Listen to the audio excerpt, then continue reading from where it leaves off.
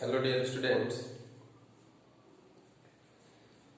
पिछले लेक्चर में हम लोग न्यूट्रिशन के बारे में इंट्रोडक्शन पढ़े थे। Autotrophic, heterotrophic mode of nutrition पढ़े थे।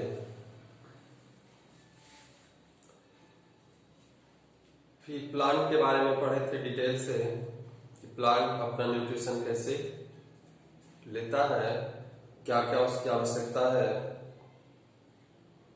फिर एनिमल के बारे में हम लोग यूनिसेलुलर, अमीबा, पैरामीशियम, ये सब के बारे में हम लोग देखे थे। अब जो इस न्यूट्रिशन का मेन टॉपिक है हेटरोट्रॉपिक न्यूट्रिशन का, न्यूट्रिशन इन ह्यूमन बीइंग। हर एक ऑर्गेनिज्म, जानवर, और हर जानवर में भी सबका अलग अलग न्यूट्रिशन का सिस्टम होता है। तो सबके बारे में हमें पढ़ना है, केवल ह्यूमन बीइंग के बारे में पढ़ना है। तो हम ह्यूमन बीइंग का सबसे पहले हम फिगर बना दिए हैं। फिगर को पहले आपको हम सब कुछ बता देते हैं कहाँ पे क्या है। उसके बाद फिर हर जगह पे जब से हम खाते हैं, खाने से लेकर के डाइजेशन होने तक, और डाइजेशन होने के बाद एब्जॉर्प्शन होने के बाद, और फाइनली एक्सक्रीट होने तक हम क्या करेंगे, हर स्टेप पे कहाँ पे क्या हो रहा है आपको स्टेप वाइज मैनर में याद रखना है। याद क्या रखना है, आप स्टेप वाइज पढ़ोगे तो खुद ब खुद याद हो जाएगा, कोई याद करने की आवश्यकता नहीं है। और हम 10th लेवल आपके लेवल तक ही रख रहे हैं, बहुत ज्यादा डिटेल में हम नहीं जाएंगे, आपको भी जाने की आवश्यकता नहीं है।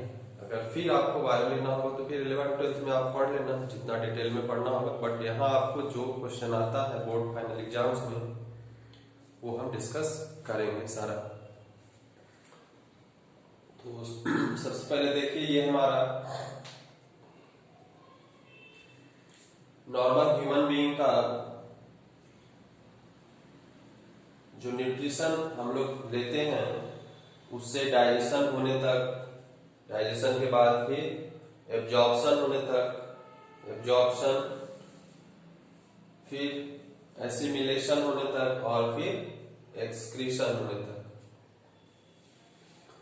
तो सबसे पहला चीज हम क्या करते हैं, तो इनटेक करते हैं, intake of food, intake of food. दूसरा क्या होता है, डाइजेशन। उसके बाद क्या होता है, डाइजेशन स्टार्ट होता है। डाइजेस्ट जब हो गया तब फिर क्या होता है, एब्जॉर्प्शन, और फिर एसिमिलेशन, और फिर फाइनली क्या हो जाता है, एक्सक्रीशन। तो ये 5 प्रोसेस से हमारा जो हम कुछ खाते हैं वो 5 प्रोसेस से गुजरता है। अब हम देखते हैं कि कहाँ पे क्या होता है। तो सबसे पहले तो हम माउथ से फूड को लेते हैं। यहाँ पे टंग है, जीभ है, दांत है, ये हमारा माउथ का पूरा कैविटी है। इस रास्ते से क्या होगा, फूड क्या होगा इसमें जाएगा। ये हमारा नोजल कैविटी है, नाक, जिससे हम श्वास लेते हैं। और यहीं पे कहीं पे क्या होता है, सैलिवरी ग्लैंड होता है, सैलिवरी ग्लैंड होता है, जिससे कि सलाइवा रिलीज करता है। अब यहां से फूड लिए, चबाए, सैलिवरी ग्लैंड से कुछ सलाइवा उसमें मिक्स हुआ, और वो फूड फिर क्या होगा, नीचे जैसे जैसे नीचे आने लगा। ये पाइप जो होता है उसको ओसोफेगस बोला जाता है। पाइप को क्या बोलते हैं, तो ओसोफेगस इस डिलीवरी ट्यूब का नाम है। अब ओसोफेगस के थ्रू होते हुए फूड कहाँ आता है, स्टोमक में। ये जे शेप, इसका शेप जे शेप बोला जाता है, letter like J, it appears like the letter J, that's why it is known as J-shaped stomach. फिर जब स्टोमिक में फूड आएगा तो यहाँ पे कुछ कुछ रिलीज होता है, वहां पे कुछ मिला, कुछ डाइजेशन हुआ, फिर यहाँ से फूड क्या होगा, इस पाइप के थ्रू चला जाएगा स्मॉल इंटेस्टाइन में। अब स्मॉल इंटेस्टाइन में जब जाएगा तो स्मॉल इंटेस्टाइन में दो अलग अलग ऑर्गन कनेक्ट होता है। पहला एक तो ये आपको जो छोटा सा यहाँ दिख रहा है, इसको हम ऐसा कर देते हैं, ये पेंक्रियाज होता है। इससे भी कुछ एंजाइम रिलीज होता है। एंजाइम मतलब केमिकल जो कि डाइजेशन में हेल्प करेगा। उसके बाद होता है एक दूसरा ऑर्गन यहाँ पे कनेक्ट है, ये ऊपर आप देख रहे हैं, सबसे बड़ा ऑर्गन होता है हमारे ह्यूमन बॉडी पार्ट का, वो है लीवर। और लीवर से जो भी लिक्विड रिलीज होता है, लीवर का बहुत फंक्शन होता है हमारे बॉडी में, बहुत इंपॉर्टेंट पार्ट है। तो लीवर से क्या होता है कि जो एंजाइम रिलीज होता है वो यहाँ इस ट्यूब में क्या होगा, जमा होगा। इस ट्यूब या बैलून लाइक स्ट्रक्चर को गॉल ब्लाडर कहते हैं, GALL ब्लाडर। और इस गॉल ब्लाडर में क्या होता है कि यहाँ पे जो लिक्विड जमा होता है वो क्या कहलाता है, बाइल, BILE, बाइल। स्पेलिंग पे खास ध्यान दोगे, स्पेलिंग गलत होगा, मार्क्स आपका हाफ मार्क्स कट जाएगा। 1 मार्क्स का क्वेश्चन है, सही भी लिखे हो बट आपका गलत स्पेलिंग थोड़ा सा मिस्टेक है तो हाफ मार्क्स कट जाएगा। इसलिए आप स्पेलिंग ख्याल रखोगे बुक से। हो सकता है यहाँ पे लिखने में कुछ गड़बड़ी हो जाए बट आप बुक से उस स्पेलिंग को ध्यान से पढ़ोगे। तो बाइल जो स्टोर हुआ वो बाइल डक्ट के थ्रू, मतलब पाइप के थ्रू क्या होगा, वो भी स्मॉल इंटेस्टाइन में चला जाएगा। तो स्मॉल इंटेस्टाइन में दो ऑर्गन कनेक्ट होता है, पहला लीवर और दूसरा पेंक्रियाज। स्मॉल इंटेस्टाइन में ही सारा फूड क्या हो जाएगा, डाइजेस्ट हो जाता है। और उसके बाद जो अनडाइजेस्टेड फूड है वो यहाँ से क्या होगा, अब लार्जर इंटेस्टाइन में जाएगा। ये लार्ज इंटेस्टाइन है। अब इसको लार्ज इंटेस्टाइन क्यों कहते हैं, स्मॉल इंटेस्टाइन क्यों कहते हैं, आगे हम डिस्कस करेंगे। अब ये लार्ज इंटेस्टाइन में फिर जाएगा, लार्ज इंटेस्टाइन से जाते जाते वो फूड फिर कहाँ चला आया, फाइनली एक्सक्रीशन पे और एनस के थ्रू वो क्या हो जाएगा, जो अनडाइजेस्टेड फूड है या वेस्ट मटेरियल है वो क्या हो जाएगा, वो एक्सक्रीट हो जाएगा, हमारे शरीर से बाहर चला जाता है।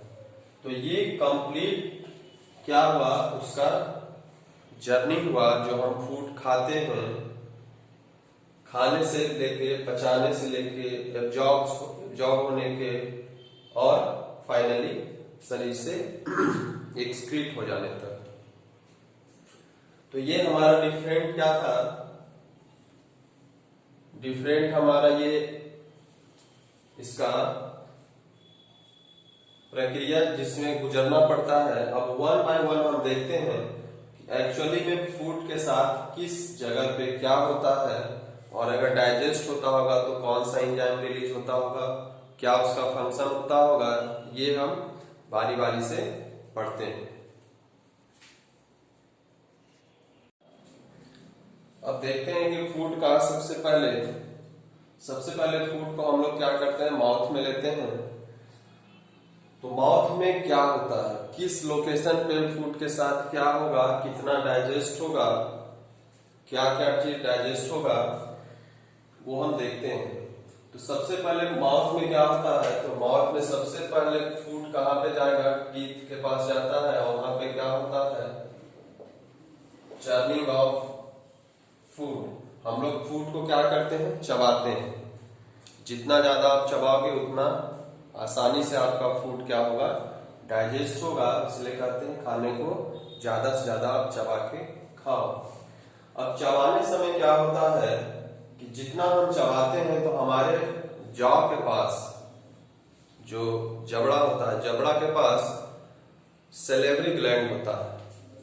यहाँ पे हम बनाए हैं भी, जॉ है हमारा, यहाँ दोनों साइड होता है सैलिवरी ग्लैंड। सैलिवरी ग्लैंड क्या करता है कि जितना हम चबाएंगे तो वो एक्टिवेट होता है, और एक्टिवेट होगा तो क्या होगा, वहां से सैलिवरी ग्लैंड से सलाइवा रिलीज होता है। क्या रिलीज होगा? सलाइवा, जो लिक्विड रिलीज होता है हमारे माउथ में। जैसे आप कभी कुछ मिठाई खाए देखे या कोई इमली खा रहा है, कुछ ऐसा आपके मुंह में पानी आ जाता है, तो वो पानी एक्चुअली क्या है? तो यही क्या है? ये सलाइवा है। और सलाइवा में क्या होता है? तो सलाइवा में होता है सलाइवरी एंजाइम। सलाइवा में क्या होता है? सलाइवरी एंजाइम है। और इसका फंक्शन क्या है? तो हम लोग जो खाते हैं उसमें मोस्टली भोजन में क्या होता है? कार्बोहाइड्रेट होगा, प्रोटीन होता है, फैट होगा, विटामिन्स होंगे और मिनरल होते हैं। तो विटामिन मिनरल तो हमारे शरीर में ऐसे ही एब्जॉर्ब होते हैं, उस डाइजेशन का कोई प्रोसेस ऑलमोस्ट नहीं है। तो सबसे पहला डाइजेशन कहाँ स्टार्ट होता है? ये क्वेश्चन आता है कि डाइजेशन सबसे पहले हमारे बॉडी में डाइजेशन कहाँ पे स्टार्ट हो जाता है? तो सबसे पहले डाइजेशन हमारे माउथ से ही स्टार्ट हो जाता है। माउथ से किसका डाइजेशन स्टार्ट होगा? तो स्टार्च का। स्टार्च क्या होता है? तो स्टार्च एक कार्बोहाइड्रेट है। जैसे जो प्लांट वगैरह है उसमें आप पढ़े हो कि उसमें स्टार्च के फॉर्म में कार्बोहाइड्रेट स्टोर होता है। तो जब खाओगे तो वही स्टार्च जो कार्बोहाइड्रेट का फॉर्म है उस पे क्या करेगा? सलाइवरी एंजाइम जो है, ये सलाइवा सलाइवरी एंजाइम उसको क्या करेगा? शुगर में कन्वर्ट कर देगा। तो जैसे आप रोटी खाओ या चावल खाओ, अगर काफी देर तक आप चबाओगे तो आपको उसमें कुछ मिठास स्वाद आने लगेगा, मीठा लगने लगेगा टेस्ट। तो वो मीठा क्या होता है? तो वही स्टार्च क्या हो गया? उसका डाइजेशन होकर के वो क्या हो रहा है? शुगर में कन्वर्ट हो रहा है। और ये कहाँ होता है? तो ये हमारे माउथ में होता है। तो first digestion starts from mouth. और माउथ में डाइजेशन केवल किसका होता है? स्टार्ट होता है तो केवल कार्बोहाइड्रेट का होगा, फैट और प्रोटीन के साथ कुछ नहीं होगा। लेकिन अगर आप क्वेश्चन दे दिया जाए कि first digestion start from where in human being, then it is your answer is mouth. And first यही होता है कि स्टार्च शुगर में कन्वर्ट हो जाता है by the help of salivary enzyme. इस एंजाइम के वजह से क्या होगा? वहां पे उसको शुगर में कन्वर्ट हुआ। अब जो कुछ भी यहाँ पे आप चबाए, कोई कम चबाता है, कोई ज्यादा चबाता है, उस हिसाब से उसका जो कम चबाएगा कम डाइजेशन होगा, ज्यादा चबाएगा उसका ज्यादा डाइजेशन होगा, ये एंजाइम ज्यादा मिलेगा। अब उसके बाद क्या हुआ कि वो फूड क्या हुआ? इस रास्ते से ये जो पाइप है, ट्यूब देख रहे हैं, ट्यूबलर लाइक स्ट्रक्चर, यहाँ से फूड, इधर से तो श्वास आता है, आगे रेस्पिरेशन में हम पढ़ेंगे। इस रास्ते से फूड आया है और क्या होगा? वो ऐसे ऐसे वो कहां तक आएगा? तो स्टोमक में जाएगा। तो ये जो ट्यूब होता है, इस ट्यूब का नाम क्या है? ओसोफेगस। ट्यूब का नाम क्या है? ओसोफेगस है। अब इस ट्यूब में आप एक बात आप गौर करोगे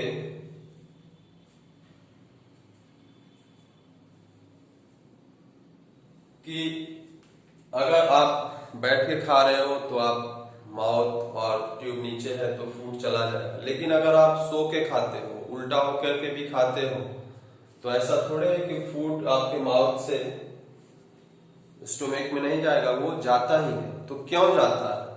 क्या फंक्शन है उसका? जाने का क्या पर्पस है? किस वजह से वो फूड आप किसी भी पोजीशन में हो, सो के खाओ, खड़ा होके खाओ, बैठ के खाओ, लेट के खाओ, कैसे भी खाओ, लेकिन वो फूड क्या होगा? माउथ से इसके थ्रू ट्रेवल करते हुए यहाँ जाएगा। जबकि अमूमन क्या होता है, कोई चीज सीधा है तब नीचे जाएगा, अगर उसको उल्टा कर दो तो फिर क्या वो जाएगा? नीचे नहीं जाएगा, फिर उल्टा जाना चाहिए, यानी कि फिर से बाहर हो जाना चाहिए। लेकिन ऐसा नहीं होता है, वो फूड कहाँ जाएगा? स्टोमक तक पहुंचता ही है। तो इसके लिए क्या होता है कि ओसोफेगस में एक उसका जो मसल्स है वो एक मूवमेंट करता है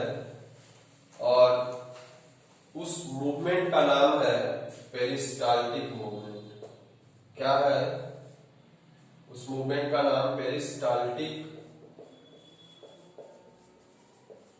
मूवमेंट। अब ये मूवमेंट क्या है कि इसका ओसोफेगस का जो मसल है, ये जो पाइप है इसका मसल है, इस तरह से मूवमेंट करता है कि वो केवल और केवल माउथ टू स्टोमिक डायरेक्शन में ही फूड को ले जा सकता है, उल्टा नहीं ला सकता है। वो क्या करेगा, माउथ टू स्टोमिक ही फूड को क्या करेगा, ले जाएगा एक जगह से दूसरे जगह। स्टोमिक टू माउथ नहीं लाता है। वो कभी आपको कुछ गड़बड़ी हो गया, अनडाइजेशन हो गया, जिसकी वजह से आप वोमिट करते हो, तो वो रेयर कंडीशन है। अदरवाइज फूड क्या होगा, वो माउथ टू स्टोमिक जाएगा, not from stomach to mouth in any circumstances, whether you are standing position और इन सिटिंग पोजिशन और इन स्लीपिंग पोजिशन। तो पेरिस्टाल्टिक मूवमेंट, ये अक्सर क्वेश्चन आता है कि food in oesophagus is travelled या food in oesophagus travelled due to. अभी तो आपको fill in the blanks type का भी आ गया है, ऑब्जेक्टिव टाइप क्वेश्चन भी आ गया है। Then due to what, due to peristaltic movement. Definition इसका नहीं आता, डेफिनेशन नहीं आएगा, नाम आएगा इस वजह से। डेफिनेशन भी आएगा तो the movement of wall of oesophagus which provide the delivery of food from mouth to stomach in one direction, in one, always one direction, not from stomach to mouth, always from mouth to stomach। तो यहाँ oesophagus में क्या हुआ, तो केवल और केवल peristaltic movement वहां पे हो रहा है। यहाँ पे ओसोफेगस में कोई डायरेक्शन नहीं होगा। डायरेक्शन कहाँ हुआ था, माउथ में हुआ था, और केवल कार्बोहाइड्रेट का स्टार्ट हुआ था। ऐसा नहीं कि खत्म हो गया, कार्बोहाइड्रेट पच गया वहीं पे, ऐसा नहीं, बस जस्ट थोड़ा सा स्टार्ट हुआ है उसका डाइजेशन, और आगे बहुत ज्यादा प्रोसेस होगा तब जाके वो कंप्लीटली डाइजेस्ट होगा। तो ओसोफेगस का काम समाप्त। अब फूड आ गया है स्टोमिक में। अब फूड आ गया है कहाँ, स्टोमिक में। तो अब हम देखते हैं कि स्टोमिक में क्या क्या होता होगा। तो स्टोमिक में क्या होगा, तो स्टोमिक में तीन तरह का एंजाइम, तीन तरह का लिक्विड क्या होता है, रिलीज होता है। तीन तरह का लिक्विड रिलीज होगा, उसको हम कहते हैं, वो है जैसे पहला हाइड्रोक्लोरिक एसिड है, फिर पेप्सिन है और mucus. HCl acid, hydrochloric acid आप इसको कहोगे। ये तीनों को क्या बोला जाता है, गैस्ट्रिक जूस बोला जाता है, कंबाइंड फॉर्म में।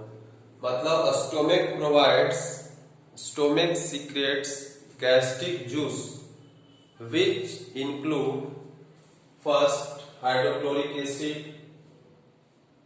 Pepsin and mucus. अब ये तीन लिक्विड प्रोवाइड किया है स्टोमिक, अपने वाल से रिलीज करता है, जिसका कि फंक्शन क्या है वो हम देखते हैं। तो फंक्शन क्या है, पहला HCl एसिड का क्या फंक्शन है कि ये एसिड है, नाम है एसिड, और ये बहुत ही पावरफुल एसिड है, वेरी वेरी पावरफुल एसिड। ये इतना पावरफुल है कि आपके अगर स्टोमिक में कुछ नॉर्मल मेटेलिक कंटेंट चला जाए तो उसको भी वो क्या करता है, डाइजेस्ट कर सकता है, इतना ही पावरफुल होता है। तो इसका क्या काम क्या है HCl एसिड का, तो it provides acidic medium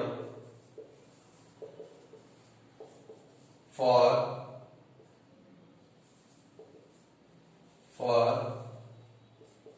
the action of pepsin. मतलब क्या है कि पेप्सिन, यानी कि इससे ये आपको समझ में आ रहा है, क्वेश्चन ये भी हो सकता है कि पेप्सिन किस मीडियम में वर्क करेगा। तो भाई पेप्सिन क्या हो रहा है, देख रहे हो कि एसिडिक मीडियम में वर्क कर रहा है, इसीलिए HCl एसिड का काम क्या है, जस्ट यही काम है कि वो एसिडिक मीडियम स्टोमक के अंदर प्रोवाइड करे। अब HCl acid, hydrochloric acid acidic medium provide कर दिया। दूसरा इसका फंक्शन है कुछ फूड को डाइजेस्ट भी करता है, पर मेन पर्पस यहाँ पे हम इसका यही पढ़ते हैं कि वो केवल क्या करता है, तो केवल वो एसिडिक मीडियम प्रोवाइड करता है। दूसरा है पेप्सिन। अब पेप्सिन के एक्शन के लिए ये उसको मीडियम को तैयार किया है, एसिडिक मीडियम बना है। तो पेप्सिन का क्या काम है भाई, तो पेप्सिन क्या करता है, डाइजेशन ऑफ प्रोटीन। प्रोटीन को डाइजेस्ट ये करता है, यानी कि अब प्रोटीन का डाइजेशन स्टार्ट हुआ। प्रोटीन का डाइजेशन कहां से स्टार्ट हुआ, तो सबसे पहले स्टोमक में स्टार्ट होता है। और कार्बोहाइड्रेट का कहां स्टार्ट हो गया, कार्बोहाइड्रेट का हमारे माउथ में स्टार्ट हो गया है। इसीलिए आप जितना बार माउथ में ज्यादा से ज्यादा चबाओगे उतना ही ज्यादा डाइजेशन अच्छे से होगा कार्बोहाइड्रेट का। कार्बोहाइड्रेट का फर्स्ट टाइम डाइजेशन कहां से स्टार्ट हुआ, माउथ से। और अभी हम देख रहे हैं कि प्रोटीन अभी तक डाइजेस्ट नहीं हुआ था, जस्ट आ रहा था, और स्टोमक में फर्स्ट टाइम उसका डाइजेशन स्टार्ट हुआ। और फर्स्ट टाइम डाइजेशन कौन स्टार्ट किया, किसके हेल्प से, तो ये इंजाइम है, लिक्विड जो रिलीज हो रहा है, ये पेप्सिन एक इंजाइम है। इंजाइम क्या होता है, कभी कभी इंजाइम आता है कि व्हाट इज इंजाइम, डेफिनेशन। तो enzyme is a biological catalyst. Enzyme is biological catalyst secreted from our body। वो इंजाइम हमारे शरीर से ही रिलीज होता है। कभी कभी वो आपके शरीर से रिलीज नहीं हो रहा है, कुछ प्रॉब्लम है, तो आप इंजाइम वही केमिकल, वही कंपोजिशन मार्केट में भी मिलता है। कभी आपका फूड डाइजेस्ट नहीं हो रहा है तो आप उसको मार्केट से खरीद करके लेते हो, जब बीमार होते हो तब, हमेशा लेने का वो चीज नहीं।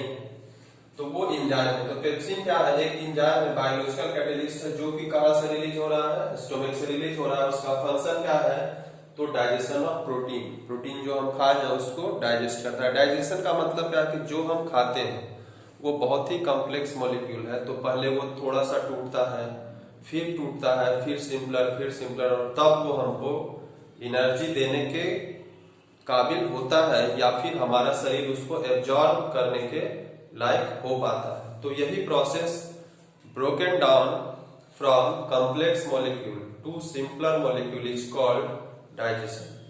और इसको कौन करता है, तो ये इंजाइम्स करते हैं। तो यहाँ पे पेप्सिन क्या हुआ, प्रोटीन जो हुआ उसको थोड़ा सा डाइजेस्ट किया, ऐसा नहीं कि कंप्लीट डाइजेशन हो गया, थोड़ा सा डाइजेशन किया है, मतलब डाइजेशन प्रोटीन का स्टार्ट हो गया। तो पहला गैस्ट्रिक जूस में HCl एसिड था, दूसरा पेप्सिन था, और तीसरा म्यूकस है। तीसरा क्या है, म्यूकस। अब म्यूकस का क्या काम है, तो म्यूकस का काम केवल ये, it provides protective layer. It provides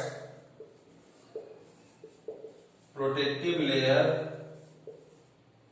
to the inner wall of stomach. Stomach का इनर वॉल जो होता है उस पे क्या होता है, एक लेयर चढ़ाता है। जैसे इनर वॉल मतलब ये वॉल हुआ अंदर वाला, ये। तो इस पे क्या करेगा, वो म्यूकस जो है एक लेयर चढ़ा देता है, ताकि जो HCl रिलीज हो रहा है स्टोमक में, वो HCl क्या करे, स्टोमक के ही मसल्स को क्या करे, नुकसान ना पहुंचाए। क्यों, क्योंकि आप मीट कुछ भी खा रहे हो, उसको ये डाइजेस्ट एसिड क्या कर दे रहा है, डाइजेस्ट करने में एक्शन, तो ये एसिडिक मीडियम प्रोवाइड करता है, प्लस डाइजेशन भी थोड़ा सा करता है उसको। गला सकता है। आप जानते हो कि एसिड कॉरोसिव नेचर का होता है, और ये तो वेरी वेरी पावरफुल एसिड है HCl एसिड। तो वो हमारे भी स्टोमिक के जो मसल्स हैं उसको क्या कर सकता है, कोरोजन कर सकता है, खराब कर सकता है। तो उससे सेफ्टी के लिए, उससे सिक्योरिटी के लिए क्या होगा कि उसके इनर लेयर पे क्या होगा, म्यूकस रिलीज होगा, एक लेयर बनाता है जो कि अगर यहाँ पे एसिड है भी तो क्या करेगा वो उसके और एसिड और इनर वाल के बीच में म्यूकस क्या होगा, एक लेयर बना देगा ताकि एसिड उसके स्टोमिक के वाल को न टच कर पाए, और जिससे कि स्टोमिक क्या रह जाता है, सेफ रह जाता है। लेकिन कभी कभी आप देखोगे कि ज्यादातर मॉर्निंग टाइम में ही अगर काफी देर तक आप नहीं खाए तो क्या होगा कि हमारे शरीर में एसिड तो रिलीज हो रहा है, हमेशा होगा, आप खाना खाओ नहीं खाओ उसको क्या पता, वो तो अपना एसिड रिलीज करेगा। तो एसिड जब यहाँ पे रिलीज होगा, आप भोजन नहीं ले रहे हो, भोजन के डाइजेशन में वो काम होगा, अगर उसको भोजन नहीं मिलेगा वो तो अपना उसका नेचर जो कोरोसिव है वो तो करेगा ही। तो कोरोसिव करते करते कभी वो उसका म्यूकस क्या होता है, वो स्टोमिक के वाल तक भी पहुंच जाता है, म्यूकस को हटा देगा, क्योंकि ज्यादा एसिड बन गया है, आप भोजन ले नहीं रहे हो, एसिड का कुछ यूज हो नहीं रहा है, तब आपको क्या होने लगता है, स्टोमिक पेन होने लगेगा, जिसको कि आप एसिडिटी भी कहते हो। केमिस्ट्री में पढ़े थे एसिड बेस एंड साल्ट में कि एसिडिटी को हटाने के लिए क्या हम लोग लेते हैं, फिर कोई एंटासिड, कोई दूसरा बेस लोगे जो कि उस एसिड के प्रभाव को कम करेगा। जैसे इनो का प्रचार आप लोग देखते हैं, तो इनो क्या है, Eno is just mild edible base which is used to neutralise acid secreted in our stomach. तो उसको क्या किया, न्यूट्रलाइज करने के लिए हम लोग बेस लेते हैं। तो बेहतर है कि ये एसिड अपना काम सही सलामत करे, हमारे स्टोमिक को नुकसान ना पहुंचाए, इसलिए क्या है, आपके पेट में कुछ ना कुछ होना चाहिए ताकि वो उस फूड पे अपना क्या करे, इफेक्ट डाले, नॉट हमारे स्टोमिक के वाल पे।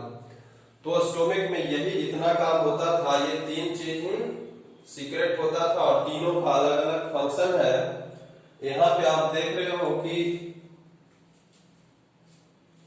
कार्बोहाइड्रेट के साथ कुछ नहीं हुआ है स्टोमिक में, क्या हुआ है, केवल और केवल प्रोटीन का डाइजेशन स्टार्ट हुआ है। कार्बोहाइड्रेट जैसा माउथ से आया था वैसा ही क्या होगा, बस वहां पे रहेगा, थोड़ा सा उसमें एसिड बस मिल जाएगा। और म्यूकस का काम क्या है, म्यूकस कुछ डाइजेशन वगैरह नहीं करता है, बस वो प्रोटेक्टिव लेयर है। अब कहता है कि जो भी स्टोमिक जस्ट जैसे बीन शेप, अलग अलग शेप इसका नाम देता है, but most common J shape इसका स्ट्रक्चर कहा जाता है। अब यहाँ पे जो फूड है, अब यहाँ पे फूड है, आप सोए हुए रहते हो, खा के सो जाते हो, फिर भी डाइजेशन क्या होता है, वो कंटिन्यूअस चलते रहता है। ऐसा नहीं कि आप सो गए तो डाइजेशन बंद हो गया, ऐसा नहीं, तो वो चलते रहता है। यानी कि फूड, अब ये तो खाते ही ओसोफेगस से कहाँ आ गया, स्टोमिक आ गया, लेकिन स्टोमिक से फूड तुरंत आगे नहीं जाता है, वो कुछ यहाँ पे प्रोसेस इतना सारा हो रहा है, फिर वो धीरे धीरे धीरे धीरे क्या होता है, डाइजेशन होता है। तो अब स्टोमिक से फूड कहाँ पे जाएगा,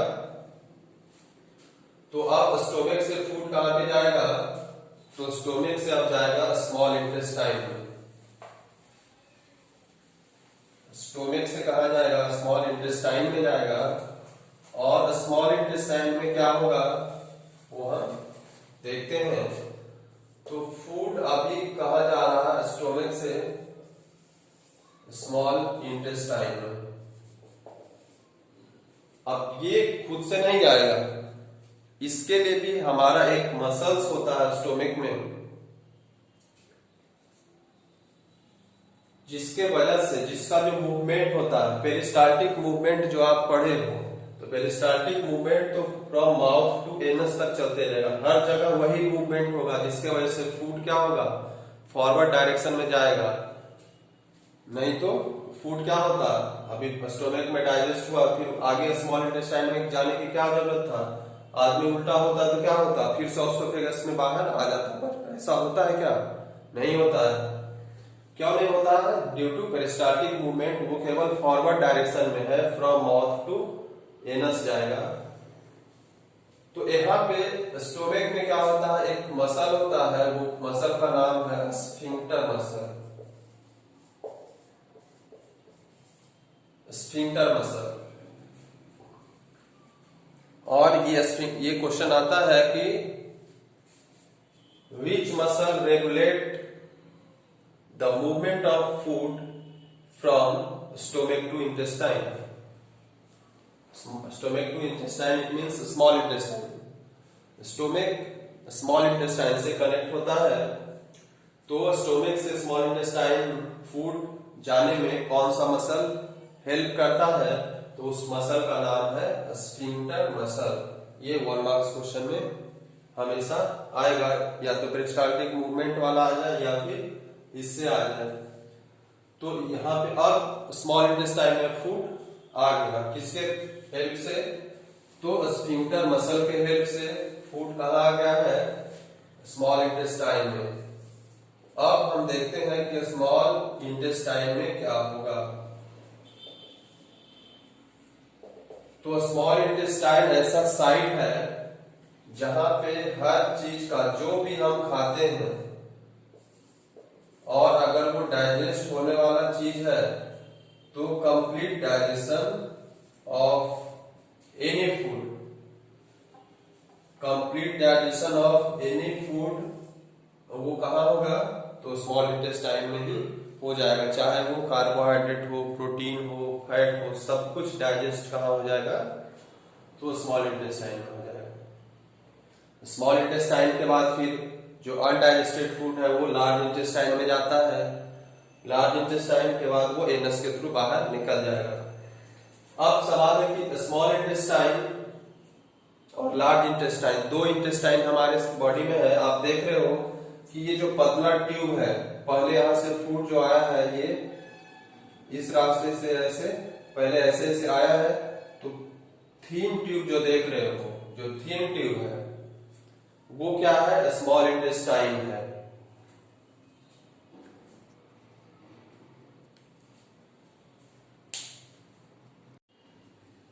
थीन ट्यूबुलर स्ट्रक्चर जो आपको दिख रहा है वो स्मॉल इंटेस्टाइन है। और फिर स्मॉल इंटेस्टाइन से यहां पे देखिए आप फूड क्या होगा, ये थोड़ा सा लार्जर डायमीटर में आता है, इसलिए इसको लार्ज इंटेस्टाइन कहा जाता है। हालांकि लेंथ वाइज अगर देखा जाए तो लेंथ ज्यादा किसका होगा? लेंथ स्मॉल इंटेस्टाइन का ही ज्यादा होता है। लार्ज इंटेस्टाइन का लेंथ क्या होता है? कम होता है। लेकिन डायमीटर की वजह से स्मॉल इंटेस्टाइन का डायमीटर क्या होता है? कम होता है। और लार्ज इंटेस्टाइन का आपको देखने से ही पता चल रहा होगा, लार्ज इंटेस्टाइन का डायमीटर क्या होता है? ज्यादा होता है, इसलिए उसको लार्ज इंटेस्टाइन कहते हैं। तो small intestine is the complete digestion site of food. तो यहां पे देखते हैं कि क्या क्या होता है। तो अभी आपको हम बताए थे कि स्मॉल इंटेस्टाइन जो है उसमें 2 अलग अलग ऑर्गन का क्या होता है? सिक्रेशन मिक्स होता है, जो कि डाइजेशन में हेल्प करता है। पहला है ये लीवर।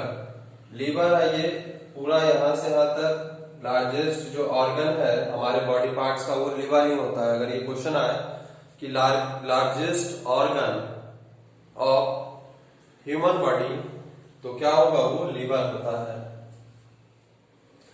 और लीवर जो सिक्रेशन करता है बाइल, लीवर क्या सीक्रेट करता है?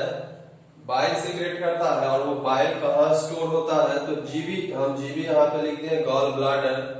ये ब्लाडर टाइप का, बलून टाइप का स्ट्रक्चर है। इसमें क्या होगा? बाइल जूस जो होगा वो वहां पे स्टोर होगा, और जब जरूरत होता है तब ये बाइल जूस इस बाइल डक्ट के थ्रू कहाँ चला जाएगा? तो स्मॉल इंटेस्टाइन में चला जाता है जब जरूरत होगा, मतलब डाइजेशन होता है। अब ये जरूरत क्या है? तो पहला तो लीवर का सिक्रेशन वहां पे ऐड हुआ। तो लीवर का सिक्रेशन जो ऐड हुआ, आप देखते हैं लीवर क्या करता है। तो लीवर से क्या रिलीज होता है? तो लीवर से बाइल जूस रिलीज होता है। अब बाइल जूस का फंक्शन क्या है? लीवर क्या रिलीज करेगा? लीवर रिलीज करेगा बाइल जूस। और बाइल जूस का फंक्शन क्या है? तो पहला फंक्शन है, अभी तक हम देख रहे थे कि स्टोमक में कैसा मीडियम था? एसिडिक मीडियम था। फूड का डाइजेशन वहां हो रहा था एसिडिक मीडियम में। और इंटेस्टाइन में डाइजेशन ऑफ फूड होने के लिए मीडियम एसिडिक नहीं, बेसिक मीडियम चाहिए। तो ये जो बाइल जूस होता है वो मोस्टली बेसिक नेचर का होता है। तो बेसिक नेचर का होता है तो it provides basic medium to small intestine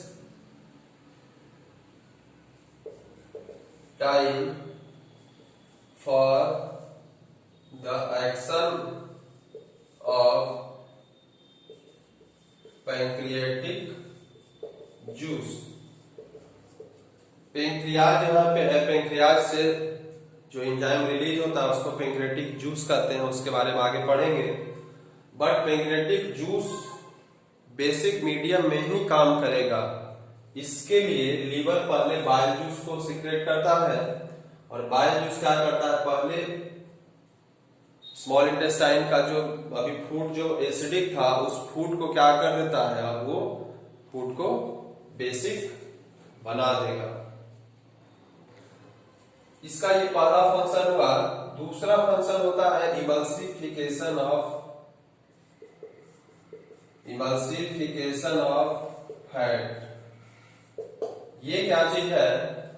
तो अभी तक हम देखें कि कार्बोहाइड्रेट का माउथ में डाइजेशन स्टार्ट हुआ, स्टोमक में प्रोटीन का डाइजेशन स्टार्ट हुआ। अब स्मॉल इंटेस्टाइन में ही सब कुछ डाइजेस्ट हो जाना है, तो फैट का अभी तक कहीं भी डाइजेशन स्टार्ट नहीं हुआ। स्मॉल इंटेस्टाइन में ही आकर के फैट का डाइजेशन स्टार्ट होता है, और सबसे पहले इमल्सिफिकेशन होता है उसका। Emulsification is not complete digestion, emulsification is just broken down of complex fat molecule into small simpler molecule। वो जैसे जस्ट लाइक सोप आप पढ़े हो, सोप भी फैट से ही बनाया जाता है। फैट प्लस बेस जब मिलाते हैं तो सोप और ग्लिसरॉल बनता है। आप पढ़े हो, केमिस्ट्री में पढ़े थे, या नहीं पढ़े हो तो आगे carbon and its compound chapter होगा, वहां पे डिटेल स्टडी आप 10th क्लास में ही करोगे। तो वो प्रोसेस इमल्सिफिकेशन होता है। इमल्सिफिकेशन क्या है? तो breaking down of complex fat molecule to simpler one। Complex से सिंपल में जो टूटता है उसी को क्या कहते हैं? इमल्सिफिकेशन कहते हैं। तो ये लीवर का फंक्शन है। लीवर क्या प्रोवाइड करेगा? बाइल जूस रिलीज करेगा। और बाइल जूस, अगर ये पूछे कि बाइल जूस स्टोर कहाँ होता है, तो बाइल जूस स्टोर कहाँ होगा? Bile juice is stored in, कहाँ स्टोर होगा? तो गॉल ब्लाडर में स्टोर होता है। ये गॉल ब्लाडर है, ये ग्रीन कलर का लिक्विड होता है।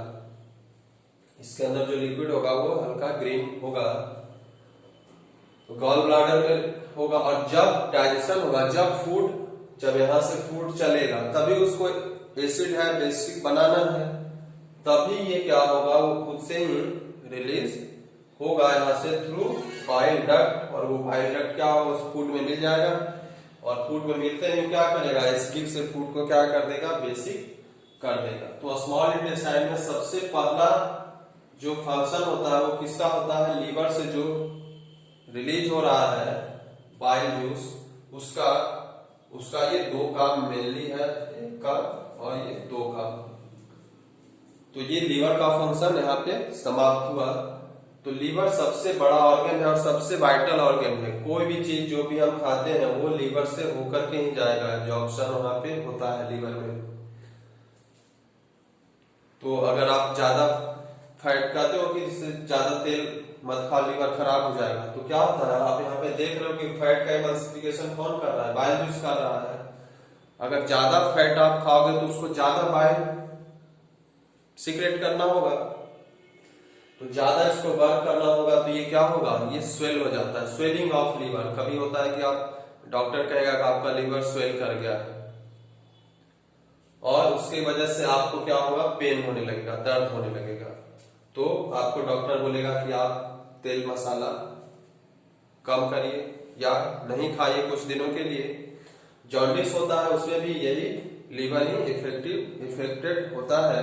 आप खराब पानी अगर पीते हो, कंटामिनेटेड वाटर अगर आप पीते हो, तब भी क्या होगा, तब आपका लीवर जो जॉन्डिस प्रॉब्लम होता है, हेपेटाइटिस बी, सब क्या होता है, लीवर को ही अफेक्ट करता है। ये हमारा सबसे वाइटल ऑर्गन है। तो लीवर का काम यहाँ पे समाप्त हुआ। अब देखते हैं, अब दूसरा है पेंक्रियाज। दूसरा जो ऑर्गन है जिसका की सिक्रेशन कहाँ आ रहा है, स्मॉल इंटेस्टाइन में आ रहा है, वो क्या है, तो वो है पेंक्रियाज।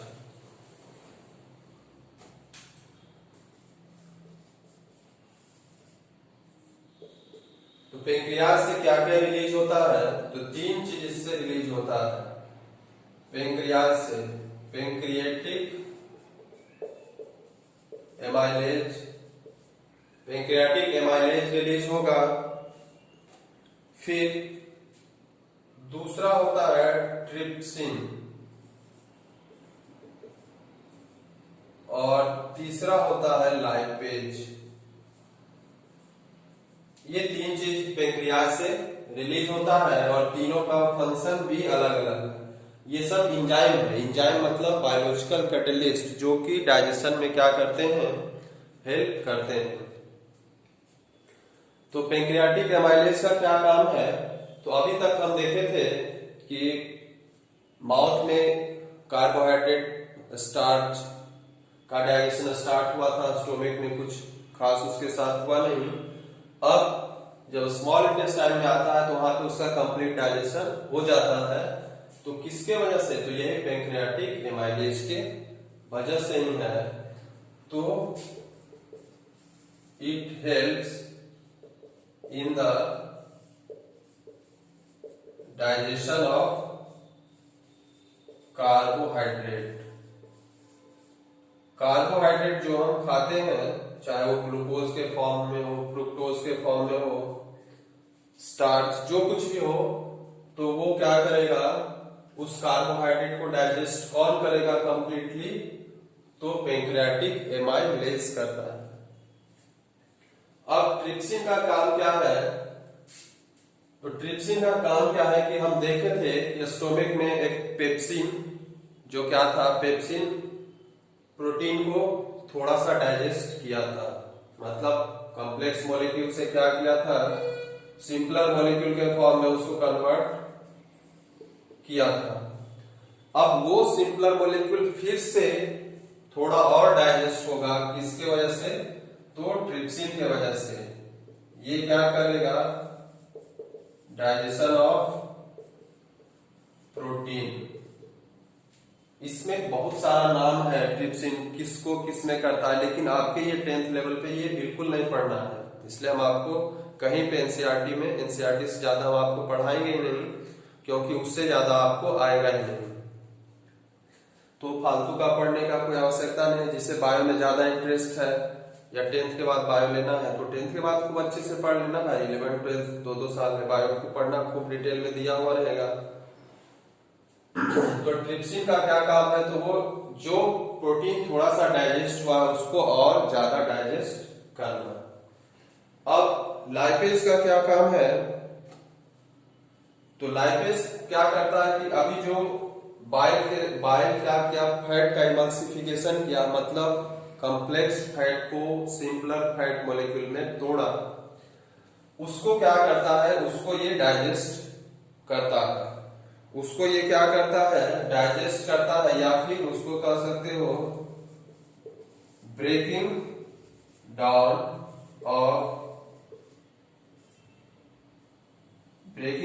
Of emulsified fat. जो फैट का इमल्सिफिकेशन हुआ था, इमल्सिफाइड फैट था, मतलब थोड़ा सा सिंपलर मॉलिक्यूल में कन्वर्ट हुआ था, उसको और छोटा छोटा फॉर्म में क्या किया है, वो तोड़ रहा है। मतलब और डाइजेशन क्या है, कॉम्प्लेक्स से सिंपलर में तोड़ना ही डाइजेशन होता है, क्योंकि कॉम्प्लेक्स हमारा शरीर एब्जॉर्ब नहीं कर सकता है, सिंपलर हमारा शरीर एब्जॉर्ब कर सकता है। तो उस फॉर्म में ही क्या करेगा, उसको वो तोड़ेगा। तो ये कौन करता है, इमल्सिफाइड फैट को ब्रेक डाउन और छोटा छोटा मॉलिक्यूल में कौन करेगा, लाइपेज करेगा, ताकि हमारा स्मॉल इंटेस्टाइन में जो एब्जॉर्प्शन होता है वो क्या कर सके, एब्जॉर्ब कर सके। तो ये पेंक्रियाज में होगा। अब लगभग डाइजेशन कंप्लीट हो गया है, लेकिन इसके अलावा भी फिर कुछ रिलीज होता है स्मॉल इंटेस्टाइन से भी। स्मॉल इंटेस्टाइन में भी कुछ क्या होगा, कुछ सीक्रेट होता है, कुछ एंजाइम स्मॉल इंटेस्टाइन में भी रिलीज होता है। जैसे एक होता है इरेप्सिन और एक होता है लाइपेज।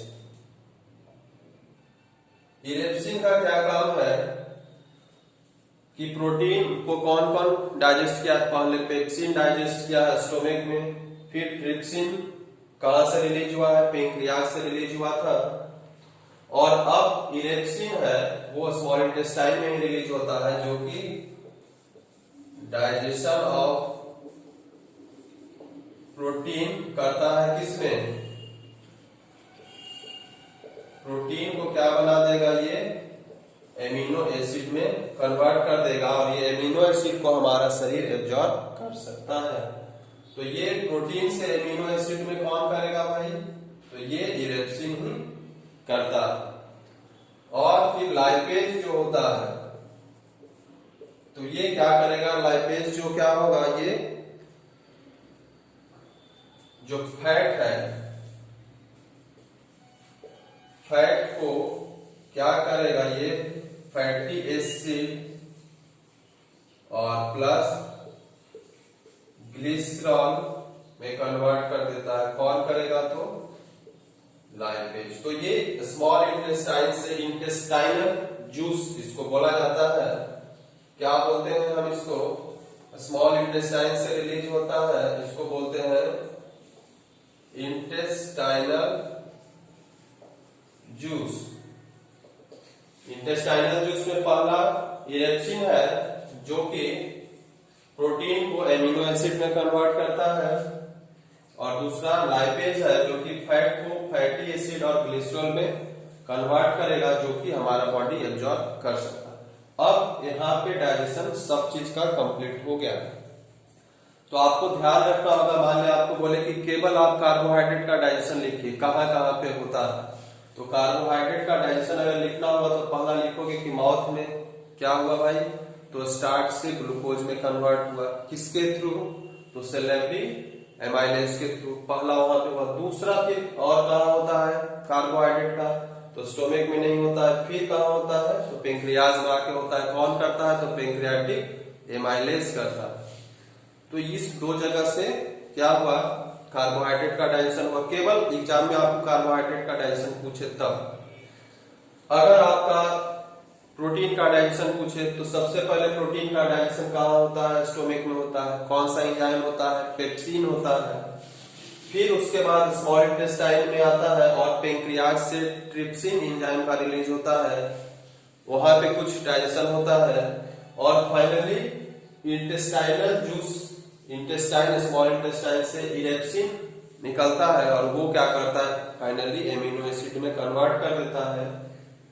तो प्रोटीन के लिए 3 एंजाइम, पेप्सिन, ट्रिप्सिन और इरेप्सिन।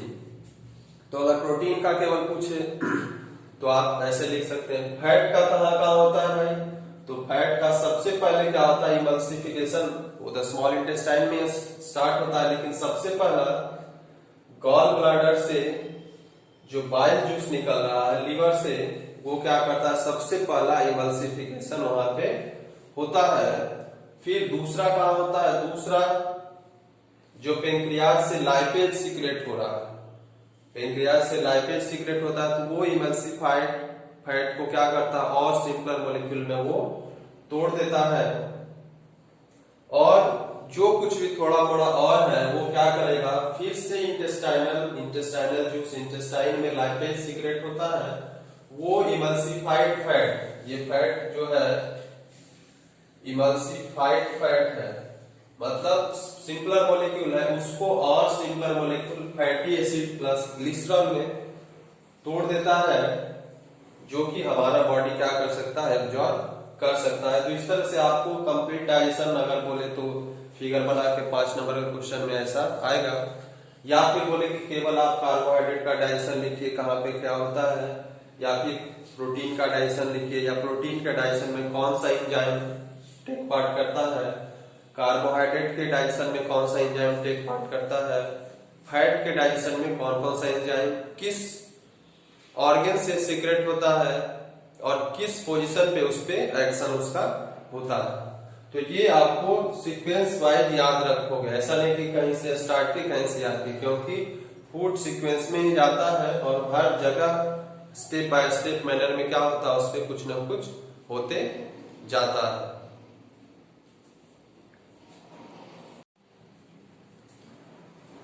अब कंप्लीट डाइजेशन फूड का होने के बाद जो कुछ भी उससे एब्जॉर्ब होने लायक है वो सब कुछ एब्जॉर्प्शन स्मॉल इंटेस्टाइन में ही हो जाएगा।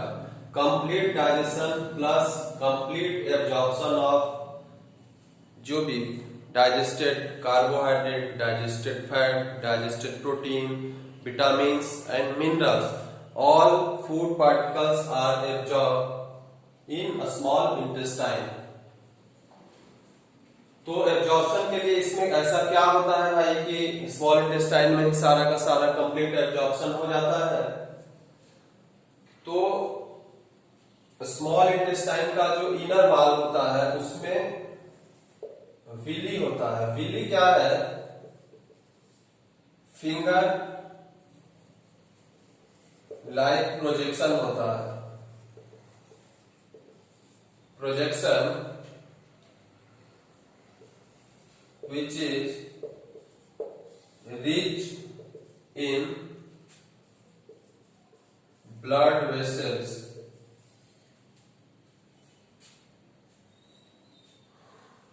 अब विली क्या होता है, जैसे आप फर कपड़ा देखे हो, अगर आप जिससे जानवर के शरीर पे फर होता है, बाल होता है, तो वो प्रोजेक्शन है। तो वही finger like projection, hair like projection, तो वो क्या करता है, इसके अंदर होता है, जैसे ऐसा ऐसा होगा, ऐसा ऐसा, वो इनर वॉल पे होता है।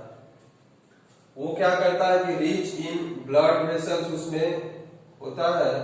तो जो भी फूड मटेरियल जो एब्जॉर्ब होने लायक है वो क्या करेगा, यहाँ पे ब्लड जो होगा उसको एब्जॉर्ब कर लेगा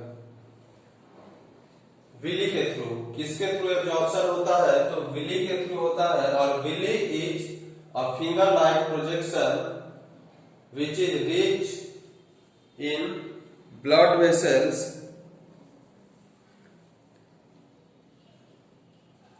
और यहाँ पे क्या होगा, ब्लड वेसल्स रिच होगा, तो which absorb food particles and send it to different parts of body through blood.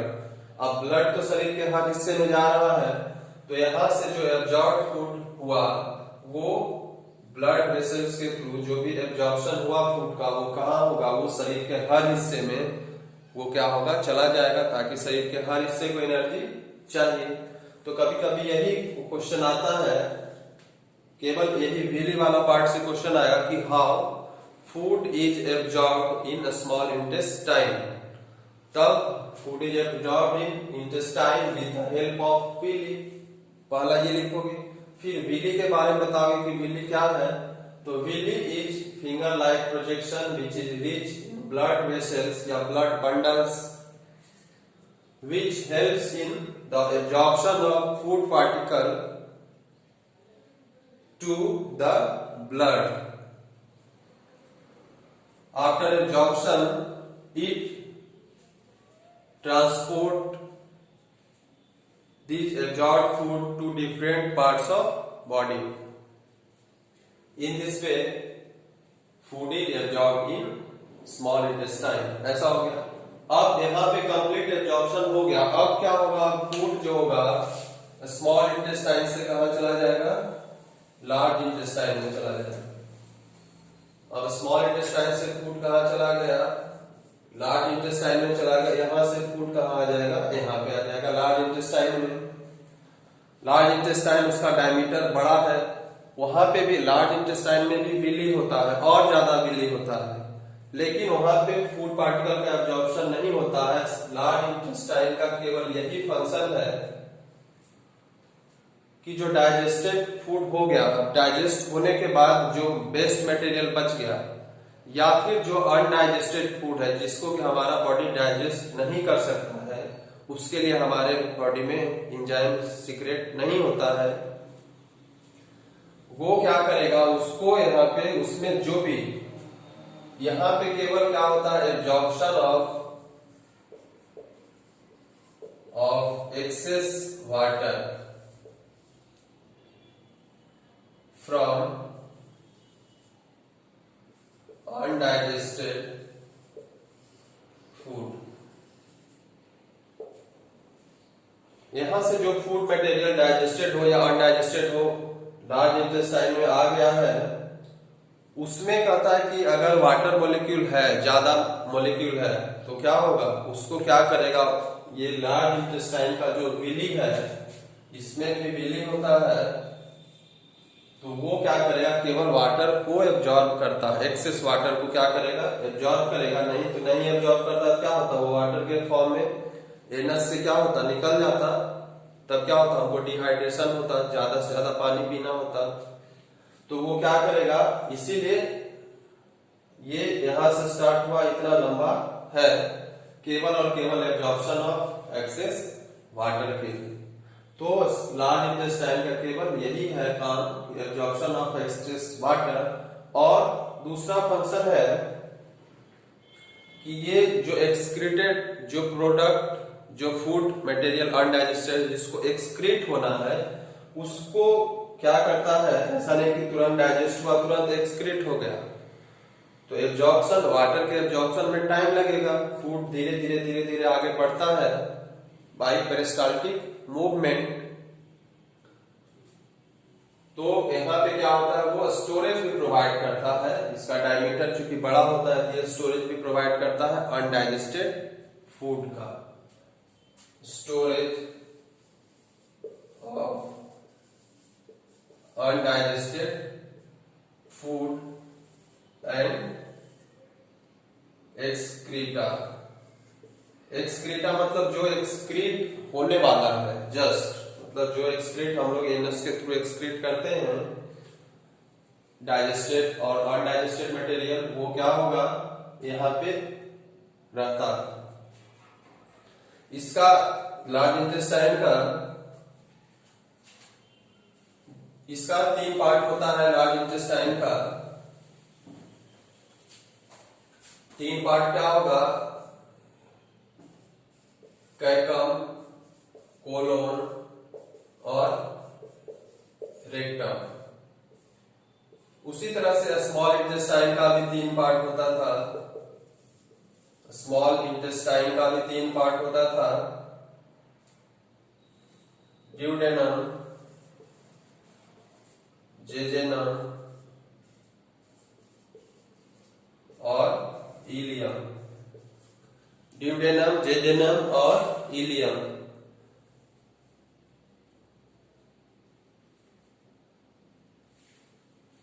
तो स्मॉल इंटेस्टाइन में ये 3 पार्ट होता था, ये इतना लंबा आप जो देख रहे हो वो 3 पार्ट में डिवाइड होता था। पहला ड्यूडेनम होता था, फिर बीच वाला पार्ट जेजुनम होता था और यहाँ पे इलियम होता था।